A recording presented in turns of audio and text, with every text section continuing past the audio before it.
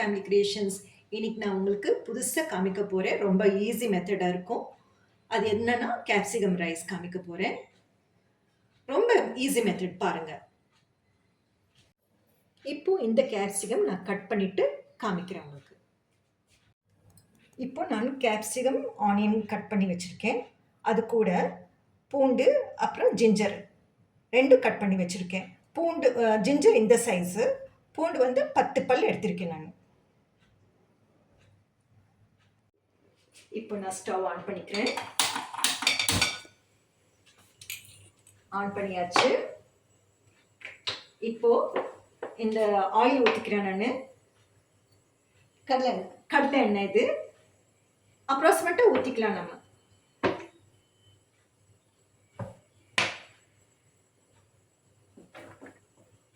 போதும்,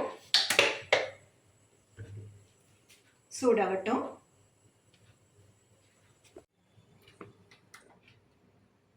இப்போ கடுகு இது 1/2 டீஸ்பூன், இந்த ஸ்பூனில் நான் எடுத்திருக்கேன். அப்புறம் சீரகம் 1 ஸ்பூன், இதுலேயே மிளகு போட்டிருக்கேன், சாரி சில்லி பவுட்ரு, இது சில்லி பவுட்ரு 1 ஸ்பூன், அப்புறம் மஞ்சள் 1/2 டீஸ்பூன் போட்டிருக்கேன். அப்புறம் இது பட்டை 3 பட்டை கட் பண்ணி வச்சுருக்கேன். பிரிஞ்சி இலை வந்து 2 கட் பண்ணி வச்சுருக்கேன். கிராம்பு 3, ஏலக்காய் 5. இப்போ தாளிக்கலாம். வீடியோக்குள்ளே போகலாம். வீடியோக்குள்ளே எப்படியோ போயாச்சு. கடுகு போட்டாச்சு.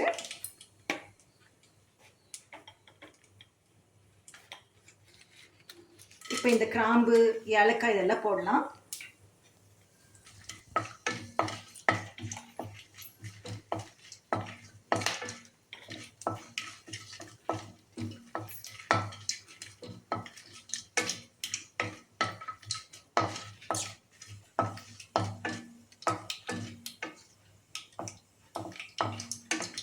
அந்த கிராம்பு ஏலக்காய் இதெல்லாம் போடும்போது பாருங்கள், வாசனை அப்படியே தூக்குது. வீட்டில் சத்தம் வருதுங்களா?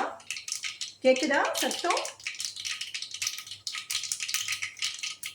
இது கடுகு வெடிச்சதுக்கப்புறம் சீரகம் போட்டுக்கலாம்.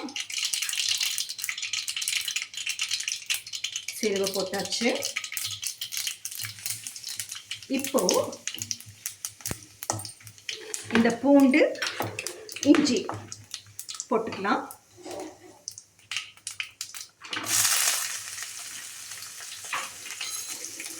இது அப்படியே வறுத்துக்கலாம். கொஞ்சம் கலர் சேஞ்ச் ஆகட்டும். அப்புறமா ஆனியன் போட்டுக்கலாம்.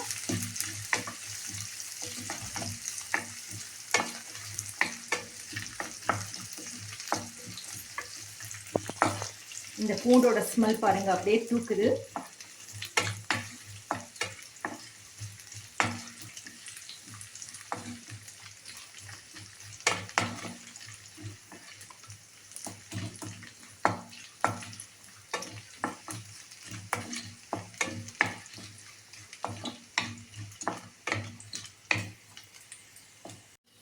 இப்போ இது கொஞ்சம் லைட் கலர் சேஞ்ச் ஆயிடுச்சு, பார்த்துக்கோங்க. இது போதும். இப்போ நான் ஆனியன் போட்டுக்கிறேன்.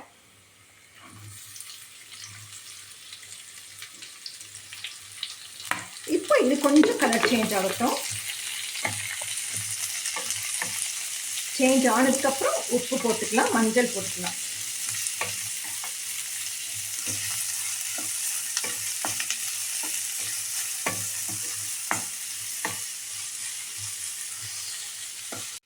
இப்போ நான் உப்பு போட்டுக்கிறேன்.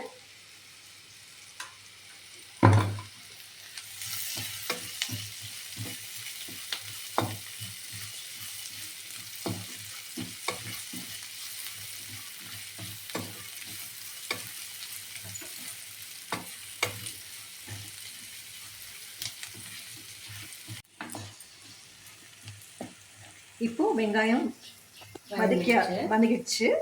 இப்போ சில்லி பவுடர் இது போட்டுக்கலாம், மஞ்சள் போட்டுக்கலாம்.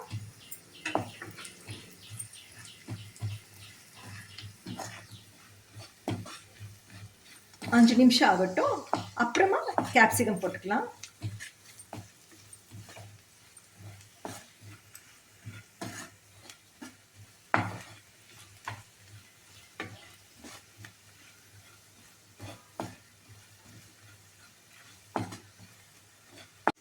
இப்போ நான் கேப்சிகம் போட்டுக்கிறேன்.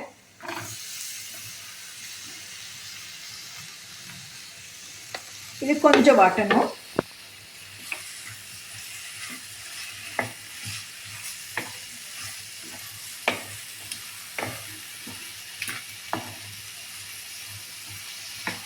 எங்களுக்கு கடையில் ரெட் கேப்சிகம் கிடைக்கல, இந்த மஞ்சள் பச்சை தான் இருந்துச்சு. இன்னும் ரெட் இருந்தால் நல்லா கலர்ஃபுல்லாக இருக்கும் உங்களுக்கு சாப்பிடும் போது. அதனால தான் மிளகா பொடி போட்டுட்டேன். 3 கலர் வந்துடுச்சு. ஏன்னா பசங்களுக்கு சாப்பிடும்போது இப்படி கொஞ்சம் அட்ராக்ஷனாக இருந்தால் கொஞ்சம் சாப்பிட்டுடுவாங்க.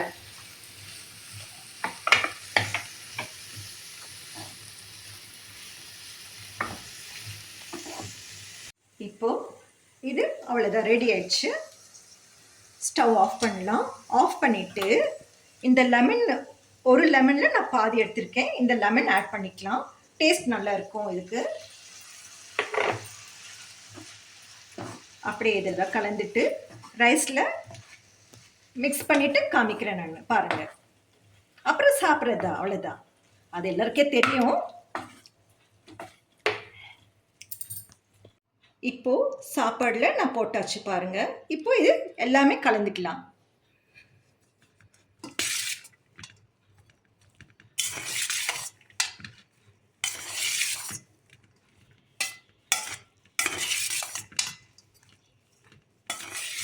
இன்னைக்கு எங்க வீட்டுல கொத்தமல்லி எல்லாம் ஆமா, ஒரே மழையா, அதனால வாங்குற முடியல. நீங்க கொத்தமல்லி எல்லாம் போட்டுக்கோங்க. ஆமா, அது சொல்றதுக்கு வந்துட்டேன் நான். கொத்தமல்லி போட்டு இன்னும் ருசியா இருக்கும், நல்லா இருக்கும். அந்த ஸ்மெல் எல்லாமே நல்லா இருக்கும். அவ்வளவுதான், இந்த தட்டில் வச்சு சாப்பிட்ற வேலை தான் நம்மளுக்கு.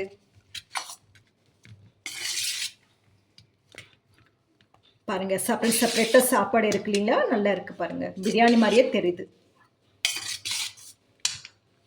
இது சாதா அரிசியா போட்டோம், நாங்கள் பாஸ்மதி எல்லாம் போடல. வீட்டில் சமைக்கிற சாதா அரிசி தான், மூட்டை அரிசி.